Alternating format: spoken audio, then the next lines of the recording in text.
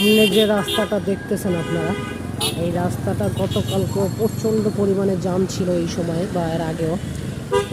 তখন ছাত্ররা traffic control করতেছিল। আজকে ছাত্ররাও নাই, সকালবেলা কিছু ট্রাফিক পুলিশ ভাইয়েরা ছিল, তো ওনারা আসার কারণে ট্রাফিকটা খুব সুন্দর ক্লিয়ার দেখা যাচ্ছে। দেখতেছেন রাস্তা কিন্তু কোনো জাম নেই, ফাঁকা, যে যেভাবে পারতেছে সুন্দর চলে যাচ্ছে।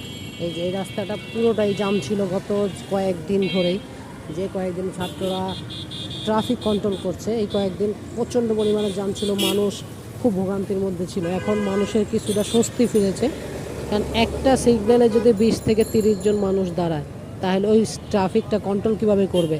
ম্যাক্সিমামই আসে টিকটক করতে, ভিডিও করতে আর প্রেম করতে।